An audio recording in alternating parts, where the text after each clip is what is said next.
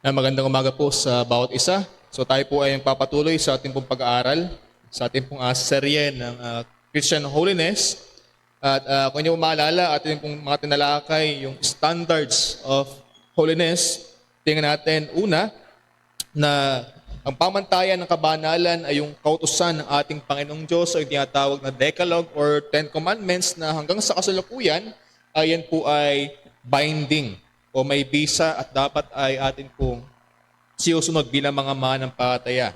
So sa mga hindi manampalataya, ito nagpapakita ng kailang pagkamakasalanan. Subalit sa ating mga manampalataya, ito po yung kaparaan ng Diyos upang tayo ay patuloy na maging banal, upang tayo ay lumago sa ating pong sanctification.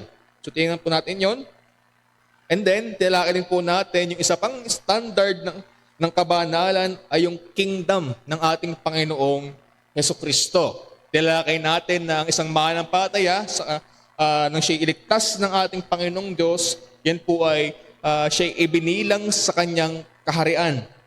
Sa kaharian ng ating Panginoong Jesucristo. Meron ng panibagong pamunuan na sumasakop sa atin. So nung tayo mga makasalanan, tayo nasa ilalim ng kapangyarihan ng kaaway. Subalit nung tayo iniligtas ng ating Panginoong Diyos, ng ating Panginoong Yesus, nabilang tayo sa kaharian ng ating Panginoong Jesucristo at nangangahulugan po yan na meron ng panibagong panuntunan o panibagong pamahalaan na ating kinabibilangan. At nandun po yung kingdom law na makikita po natin sa Sermon on the Mount na kung saan ay dapat itinataglay ng mga manampalataya. Gayun din, ating bimutinignan yung kingdom gospel na kung saan yung ebanghelyo ng kaharian ay yung ating pong naunawaan at kaya tayo ay nagpapatuloy sa ating pananampalataya. And then last time na ating tinalakay po dito sa standards of holiness ay yung example of Jesus o halimbawa ng ating Panginoong Jesus na dapat ay lubos nating tingnan na batayan para sa ating kabanalan. So tingnan na po natin na yung pagtulad o pagiging kawangis ng ating Panginoong Yesus, hindi yan tumutukoy sa pagiging kawangis niya sa itsura or pagiging katulad niya sa kanyang mga ginawa. Pupunta siya sa lugar mismo, kasi may mga iba, napunta mismo sa lugar ng Jerusalem at ginagawa yung mga ginawa ng Panginoong Yesus. And then, this past days, naroon yung Semana Santa na kung saan ay ginagawa ng mga tao kung paano namatay ang Panginoong Yesus. Ginagaya nila sila. So hindi po yung tumutukoy sa mga gayong mga kaparaanan para masabing nagiging kawangis tayo ni Kristo. Kundi ang tinutukoy lamang po dyan ay yung kanyang pagsunod sa kalooban ng Ama at paikisalamuha sa mga tao. Yung kanyang pagpapasakop sa Ama. Ngayon, atin na pong tatalakayin pa yung isa pang standard ng kabanalan, wala pong iba kundi yung fruit of the Spirit o yung bunga ng Espiritu. At yan po yung dapat nakikita na lumalago sa ating mga manampalataya. Yan po yung tinutukoy ni Apostol Pablo sa kanyang sulat sa mga Galatia, sa Galatians 5 verse 22-23. Ang sabi dyan, datapot ang bunga ng Espiritu ay pag-ibig, katuwaan, kapayapaan, pagpapahinuhod, kagandahang loob, kabutihan, pagkatapat, kaamuan, pagpipigil. Laban sa mga gayong bagay ay walang kautusan. So yung po mga tinutukoy dyan na bunga ng Espiritu, yan yung dapat nakikita sa mga manampalataya. Yan yung dapat nakikita na lumalago sa ating mga binago. Binigyan ng bagong puso, binigyan ng bagong pagkatao ng ating Panginoong Diyos. At yan po yung isang batayan din sa ating pong pagpapabanal. Kaya ngayon, tatalakayin natin yung fruit of the Spirit. So bilang panimula, yung pangkalahatang ideya, diyan, natin makikita at kung ating matandaan sa gawaing pagtubos o pagliligtas ng Trinity or ng Trinidad na Diyos, meron pong tungkulin yung bawat persona. Tandaan natin sa Trinidad, may tatlong persona ang Diyos, Diyos Ama, Diyos Anak, at Diyos Espiritu. At bawat personang iyan ay meron tungkulin sa pagliligtas. Ang Ama yung nagpaplano at naglalayon, ang Anak yung tumupad at gumanap ng kaligtasan, and then ang banal na Espiritu yung nag-a-apply o naglalapat noon sa mga mananampalataya. So tingnan natin sa sinasabi sa John 6 verse 38 to 39 kung saan makikita po natin yung persona ng Diyos Ama at ng Diyos Anak na kung saan naroon sa gawang pagliligtas. Ang sabi po doon, sapagkat bumaba ako mula sa langit, hindi upang gawin ko ang aking sariling kalooban, yun po ay panalita ng Panginoong Yesus, kundi ang kalooban na nagsugo sa akin, ang kalooban ng Ama. At ito ang kalooban na nagsugo sa akin na sa lahat ng ibinigay niya sa akin ay huwag kong iwala ang anuman kundi ibangon sa huling araw. So merong kalooban ng Ama, and then sinugo ang bugtong niyang anak, siya yung tumapad at siya yung gumanap, siya yung nagsakatuparan. At ang banal na Espiritu, siya ngayon yung nag-a-apply at kumikilos sa personal na karanasan ng mga mananampalataya. Yun naman po yung tinutukoy sa Ephesians 1 verse 13 and following. Sabi po dyan ni Pablo, na sa kanya'y kayo rin naman, pagkarinig ng aral ng katotohanan ng ebanghelyo ng inyong kaligtasan, na sa kanya rin naman, mula nang kayo mag-isampalataya, ay kayo tinatakan ng Espiritu Santo na ipinangako, na siyang patotoo sa ating mana hanggang sa ikatutubos ng sariling pag-ari ng Diyos sa ikapupuri ng kanyang kaluwalhatian. Kaya yung mapapansin, yung planong kaligtasan ng Diyos, o yung ating redemption, yan po ay kumpleto. Yun ay tiyak.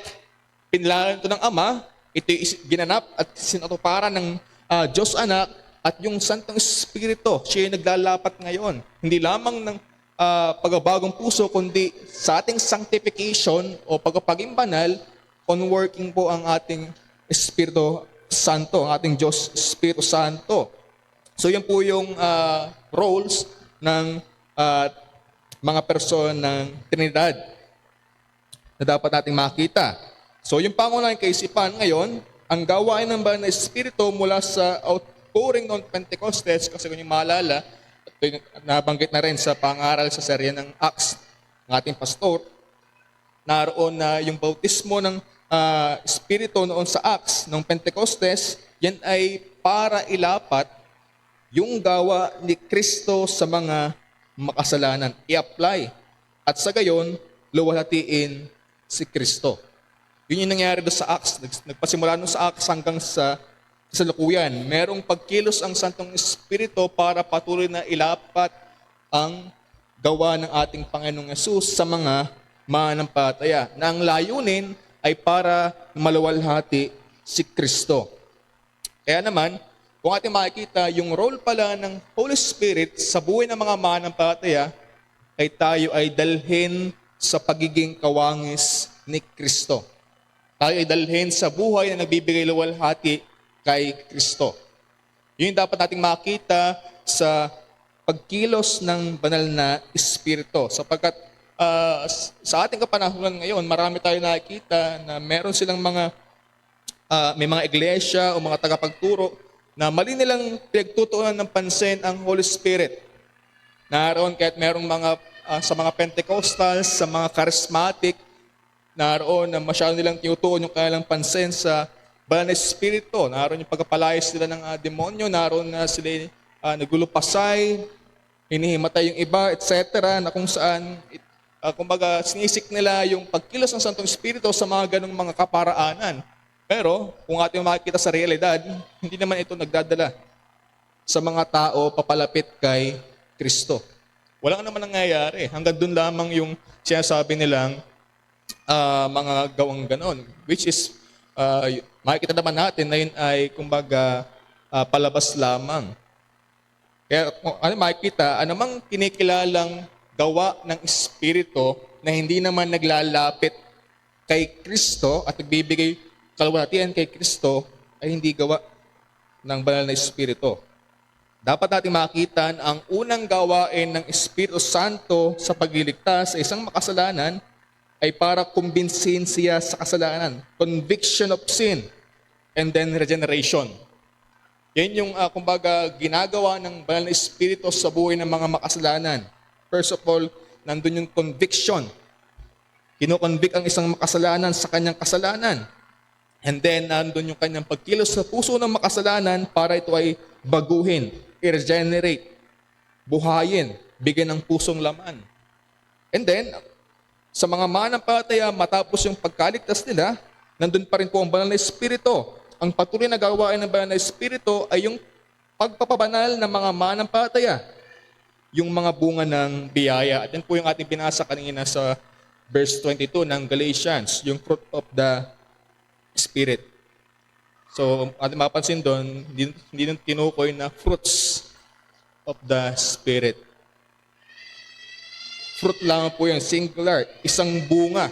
Meaning, isahan lamang yan na bunga na dapat ay nakikita. Kung bagay na complete package, dapat na nakikita sa ating mga buhay. Ang iba't ibang biyaya, yan po ay magkakaugnay at hindi po yan maaaring paghiwa-hiwalayin. Walang natanggap ng isang mananampalataya sa fruit of Spirit, wala yung love. Sa isang mananampalataya, wala yung kaamuan. Hindi ganon. Ito'y kumpleto. Isahan yan na dapat ay makikita sa atin mga mananampalataya. Kaya po bilang punto, ang pagbunga ng pagpapabanal ay dapat magpakita ng lahat ng biyaya. Dapat nakikita sa atin yung buong package ng bunga ng Espiritu. Subalit, bagaman dapat makita yan, meron naman yung iba't ibang mga antas. Maaring isang bunga yun yung kumbaga napalago, pero yung iba hindi pa ganoong kalago. Pero ang pinaka-pinupunto dito, dapat ay nakikita yung lahat ng bunga na yan sa buhay ng mga mananampalataya. At ngayong umaga, tatalakayin natin yung pangunahin na bunga ng Espiritu. Yung pag-ibig, grace of love. So atin po yung iisa-isahin na tingnan yung bunga ng Espiritu. Subalit ngayong umaga, tatalakayin lang muna natin yung una, yung biyaya ng pag-ibig. Pag sinabing biyaya ng pag-ibig, doon pa lamang makikita natin na ito ay hindi mula sa ating sarili. Ito ay pinagkakaloob ng Diyos at dapat ay palaguin ng mga nakatanggap nito, ng mga mananampalataya. Ang pag-ibig, yan po ay naiiba sa likas na pag-ibig na nasa karaniwang biyaya para lamang sa mga mananampalataya. Nangulugan na kung ikaw ay hindi pa mananampalataya, ay talagang hindi mo ito kumbaga mapapalago. Wala pa sa iyo yung ganitong klase ng pag-ibig. Hindi ito yung karaniwan na nasa atin. At sa mga mananampalataya, sila yung pinagkalooban ng biyayang ito.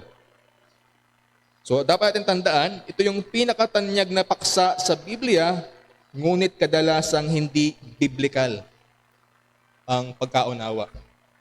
Ito yung kumbaga higit na binibigyan diin ng mga kasulatan, pero ng kalimitan, merong mga misunderstanding, merong mga pagkabaluktot ng mga paniniwala dito, subalit hindi gayon. Ang dapat natin makita.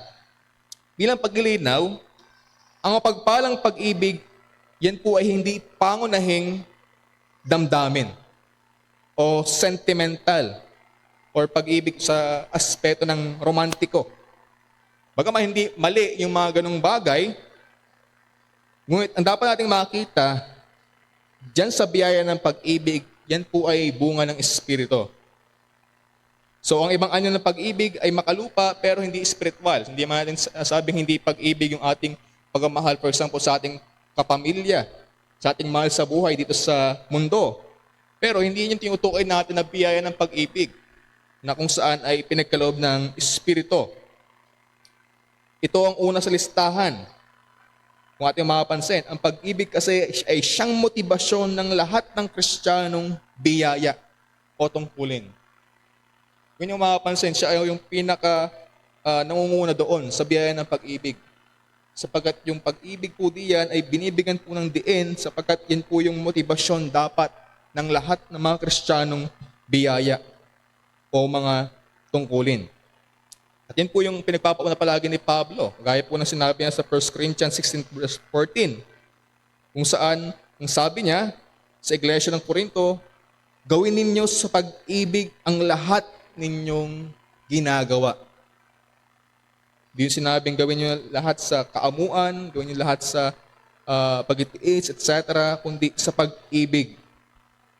So, ang sabi ni John Angel James bilang paalala, sabi po niya about sa pag-ibig, Ang pag-ibig ay isang biyaya na hindi masyadong iniisip ng maraming nagpapakilalang Kristiyano.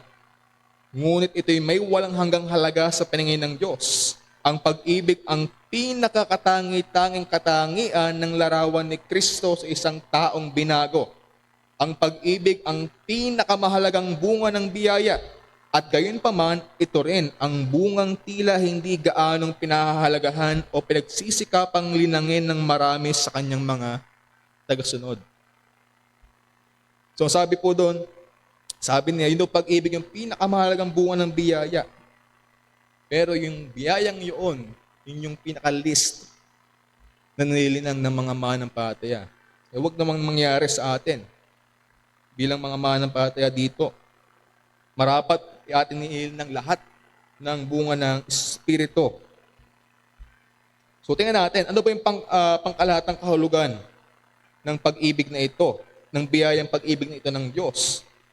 So ito po ay yung kusang kaloob ng sarili para sa kabutihan ng minamahal. Yan po ay kumbaga self-denial love.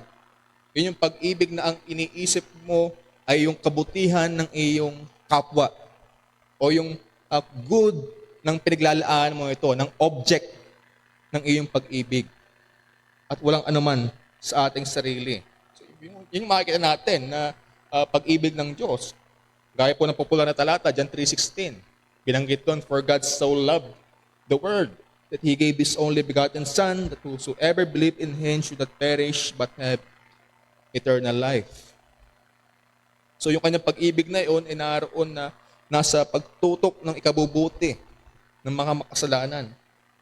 So, dito, may makikita po tayong tatlong mga bagay na dapat ay ating pinaglalaanan ng pag-ibig na ito na ipinagkaloob sa ating mga manampalataya. Una, pag-ibig sa Diyos. Pangalawa, pag-ibig sa kapatiran. At pangatlo ay pag-ibig sa mga makasalanan. Tingnan natin yung pag-ibig sa Diyos.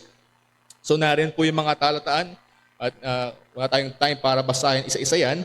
Pero ang tinutukoy po diyan, kung ating tuwi na iniibig ang Diyos, ang ating Panginoong Hesus, dapat ang kabutihan ng Diyos ay yung ating higit na binibigyan ng pansin. Sapagkat ang kabutihan ng Diyos ay yung kanyang kalatian. So dapat ang ating sinisik o pinagsisikapan sa ating mga buhay, kung talagang ating iniibig ang Diyos, ay siya'y napapurihan. Siya ay naluluwalhati. Siya ay naiitaas sa ating aksyon, sa ating buhay, sa ating kaisipan, sa ating panalita, sa ating mga gawa, sa lahat-lahat ng ating mga ginagawa sa buhay. Ang pinaka-goal kung ating iniibig ang Diyos ay siya'y ating naluluwalhati. So yan po ay pinakamataas na pag-ibig. Higit sa anumang pag-ibig na ibinibigay natin sa nilalang. So dapat, first of all, ibinibigay natin sa Diyos ang pinakamataas na pag-ibig. Sabi po sa Matthew 10 verse 37, ipanalita ng ating Panginoong Hesus, ang umiibig sa ama o sa ina ng higit kay sa akin ay hindi karapat dapat sa akin. At ang umiibig sa anak na lalaki o anak na babae ng higit kay sa akin ay hindi karapat dapat sa akin. So yun ay, kumbaga, panalita ng Panginoong Hesus na kung saan ay makikita po natin yung hinihingi niyang pag-ibig na dapat ay ibigay sa Kanya. Ito yung pag-ibig na dapat ay walang tumutumbas o walang pumapantay. Pag-ibig na naroon yung pinakamataas na antas sa Diyos. Sa ibang panalita, ang ginamit itong salita ng Panginoon ay ang sino mang hindi napopuot sa kanyang kapatid, sa kanyang asawa, etc. So hindi nangangulugan na mapuot talaga, kundi yung kakaunting pag-ibig. Ang sino mang hindi kakaunting umiibig sa kanyang mga minamahal sa buhay. Ang sino mang hindi nagbibigay ng lubos na pag-ibig sa Panginoong Hesus ay hindi karapat-dapat sa Kanya. At yun po yung hinihingi sa mga manampalataya. Pansin niyo po yung sinabi ni Thomas Brooks. Sabi niya, hindi nila tunay na iniibig si Kristo kung iniibig nila ang iba ng higit kaysa kay Kristo. Ito yung pamantayan o kumbaga batayan para makita kung talagang iniibig natin ang Diyos, ang ating Panginoong Yesus. Meron bang pumapantay ng pag-ibig natin sa Diyos? Kung meron tayong reserve, sabi niya, hindi tunay nating iniibig si Kristo. So yun po dapat yung ating pag-ibig sa Diyos. Ilaan natin yung pinakamataas na pag-ibig sa Kanya. Pangalawa, nandun din dapat po yung masunuring pag-ibig. Pag-ibig na handang sumunod sa Diyos. Yan po ay hindi nakabase sa damdamin, kundi naroon yung pagsunod kahit salungat sa damdamin. Ang pag-ibig ay sumusunod. Ang sabi po dyan sa mga talata sa John 14 verse 15, sapagat ito ang pag-ibig sa Diyos na ating tuparin ang kanyang mga utos at ang kanyang mga utos ay hindi mabibigat. Ngayon, kung iniibig natin ang Diyos, dapat ito ay kinapapalooban ng pagsunod. Kung talagang ating sinisik yung kanyang glory, nandun dapat na ating sinusunod yung kanyang mga kautusan na kung saan ay magbibigay luwalhati, magbibigay lugod sa Diyos. Subalit bilang babala, napakarami nagpapahayag ng pag-ibig sa Diyos, subalit wala namang pagsunod sa kanyang mga kautusan. Walang pagsunod sa hayag niyang kalooban sa salita ng Diyos. Hindi po maaari yun.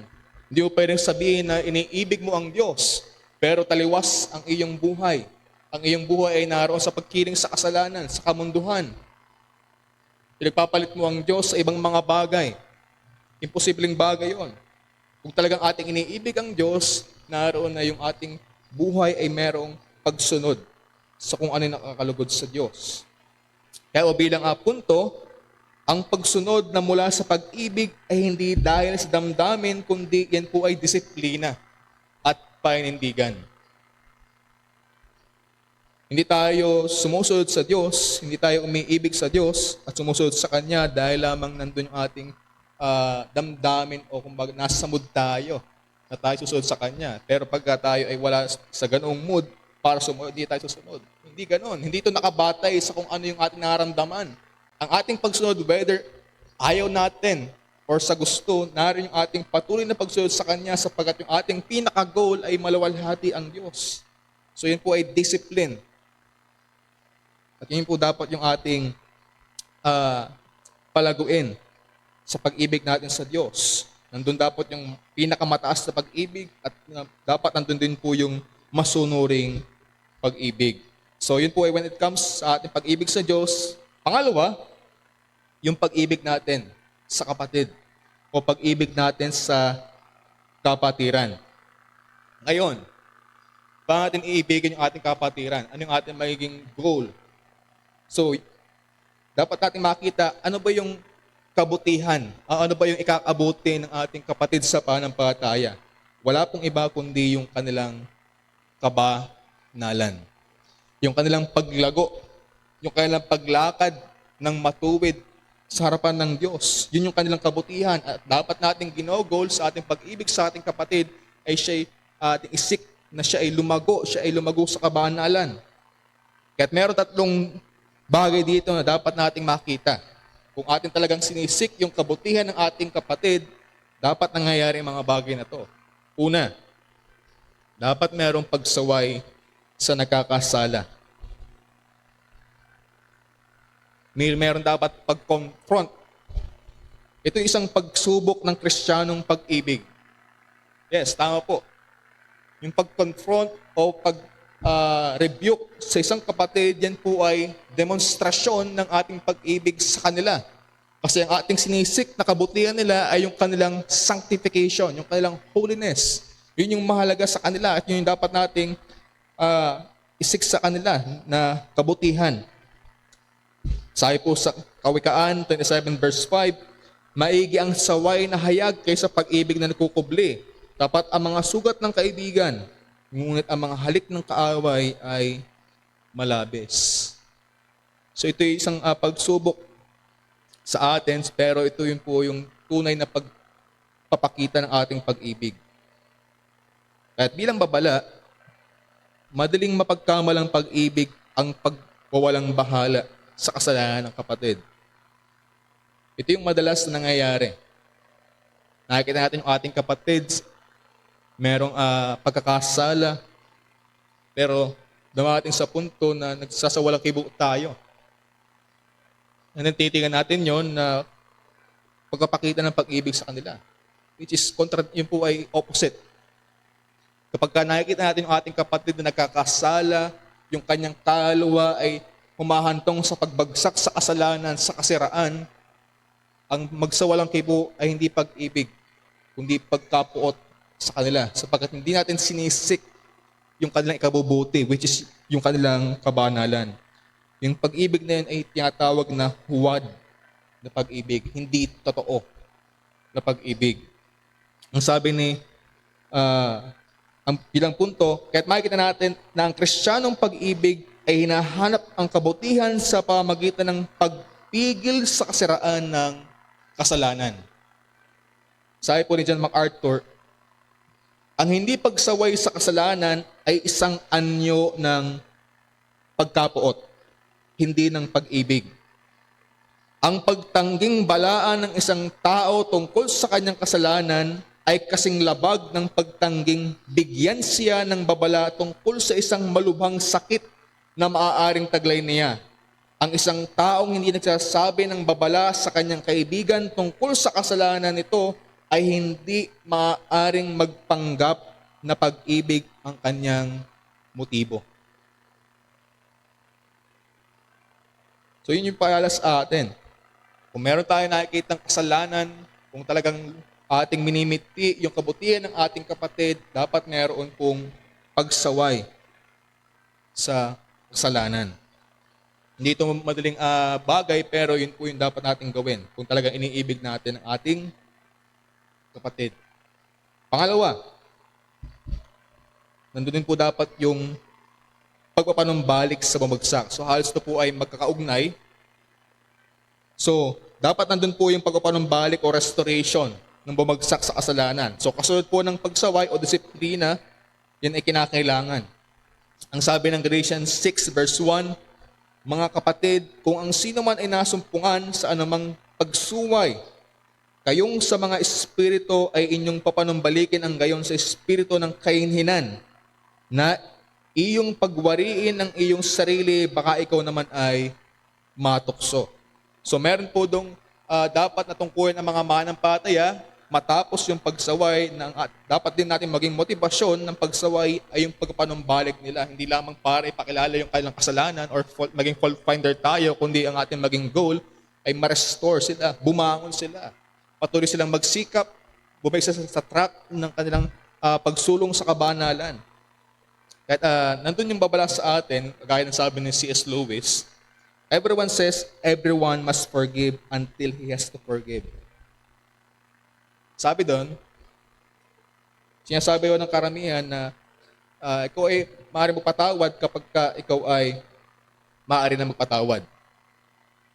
Or dapat andun muna yung healing sa iyo bago ka magpatawad. Dapat maging, kumbaga, andun yung panahon muna na iyo dapat ay gugulin bago dumating yung pagpapatawad. Yun yung pinaka-point. Pero dapat nating makita na ang pagpanumbalik dahil sa pag-ibig, yan po ay hindi naghihintay ng pagpapagaling or healing. Kundi yan po ay aktibong hinahanap yung kabutihan. Kung talagang ating iniibig yung ating kapatid, dapat nandun yung ating agaran o pag-isik ng kanyang kabutihan sa pamamagitan ng pagpapanumbalik sa kanya. At yun yung dapat nating sinisikap bilang mga manampalataya. And lastly, pangatlo, nandun din dapat po yung pagpapalakas, encouragement sa mga nagdurusa. So ito po ay pakikiisa sa mga may pusong may pasakit, sa mga may puso o kalagayan na naroon yung mga suliranin, nandun yung mga problema, nandun yung mga sitwasyon na kailangan nila ng kasama. So dapat nandun po yung ating pagdamay sa kanila. So, at bilang babala, napakadaling umiwas ng tingin kapag may nagdaranas ng paghihirap. Yun yung kalimitan ng nangyayari. Kapag ang ating kapatid ay naroon na nakikita natin na naroon sa may dinadalang problema, may dinadalang sa kanyang buhay, ay naroon na umiiwas tayo. Bakit di dapat may gayon? Sapagkat kung ating iniibig ang ating kapatid, hindi lamang natin siya kakausapin pagka maayos ang lahat, kundi daramay tayo. Ialagay natin yung ating sarili na kanyang kasama sa kanyang pinagdadaanan. Atin po ay isa ding kaparaanan para ipakita na tayo ay merong kalinga. Tayo may pakialam sa kanyang kalagayan. Kaya't bilang apunto, dahil naniniwalang ang pagdurusa ay nagpaabanal, ang pag-ibig ay hindi dapat natatakot makidamay. Part ng ating sanctification, ang lahat ng ating naranasan, ito man ay negatibo, ito man ay positibo, lahat ng yan. At yung pag-ibig natin sa ating kapatid, yan dapat ay mayroong pagdamay. And lastly, itong pag-ibig na ito, na biyaya ng Diyos, ay dapat meron ding pag-ibig na inilalaan sa mga makasalanan, sa mga hindi pa manampalataya. Yan po yung tinutukoy sa Matthew 9, verse 36, and Judas 21 to 23. At makikita natin ang pinakamahalagang kabutihan para sa makasalanan, walang iba kundi yung kaligtasan ng kanilang kaluluwa. Kung ating titingnan yung mga makasalanan, yung mga hindi pa sumasampalataya, mapapadama natin yung ating pag-ibig sa kanila kung sinasalang alang ay yung kanilang kaluluwa, yung kanilang kaligtasan, yung goal na sila ay maligtas, sila ay sumampalataya sa ating Panginoong Yesus. Dapat natin tandaan na may mga di manampalataya na natural nating minamahal. Kaya nang binigay ko kayo ng halimbawa, pamilya, kapatid, kaibigan, at iba pa. Maating ipakita yung natural na pagmamahal sa kanila, pagdamay sa kanila, sa iba't ibang aspeto ng buhay, sa mga problema, etc. Pero kung yung ating kapamilya, yung ating kaibigan, ay hindi manampalataya, kung meron mang, kung papaano natin ito masigit na may paramdam sa kanila, ito yung pagkalingas sa kanilang kaluluwa, yung pagkakaroon ng concern sa kanilang kalagayan sa harapan ng banal na Diyos. Sapagkat bilang babala, madaling hayaang ating pag-ibig ay hindi bunga ng Espiritu kundi likas lamang. Example sa ating pamilya, kung mayroong mga hindi pa manampalataya, naroon na ang masigit natin na bibigay na pag-ibig sa kanila ay pantaong pag-ibig. Binibigay natin yung kanilang pangailangan, sinasamahan natin sila sa mga bagay na kanilang kinakaharap, etc. Pero yung tanong, yun bang higit nilang kinakailangan ay ating ibinabahagi sa kanila? Yung bang kaligtasan ng kanilang kaluluwa, meron ba tayong pakialam sa kanilang kalagayan sa harapan ng Diyos? Yun yung bunga ng Espiritu na pag-ibig. Sinisikap na sila ay maligtas.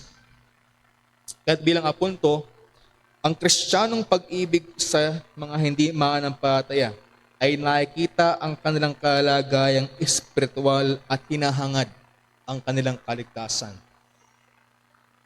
Ang sabi nga po ni Charles Spurgeon, nakikita natin po yung kanyang puso sa mga makasalanan sapagkat nakikita niya yung kanilang kalagayan. Kapag hindi sila sumampalataya, sila ay mapahamak. Kaya sa kanyang isang sermon, sabi niya po doon, kung ang mga makasalanan ay mapahamak, hayaang mangyari ito na dumaan muna sila sa ibabaw ng ating mga katawan. At kung sila'y mapapahamak, gawin natin ito habang yakap natin ang kanilang mga tuhod. Nakikiusap sa kanila na huwag tumuloy. Kung kailangan mapuno ang impyerno, hayaang mapuno ito ng mga bakas ng ating pagsisikap at huwag hayaang may isang mapunta roon na hindi natin nabalaan at naipanalangin. Ito yung puso ng isang manampalataya na merong pag-ibig sa kaluluwa ng mga hindi manampalataya, sa kaluluwa ng mga makasalanan. Sila'y mapahamak dahil ang kanilang kawalang pananampalataya, kawalang pagkilala sa Diyos, pagrebelde sa Diyos. At sa atin din, bilang mga mananampalataya, dapat magkaroon tayo ng kalaguan ng ganitong klase ng pag-ibig.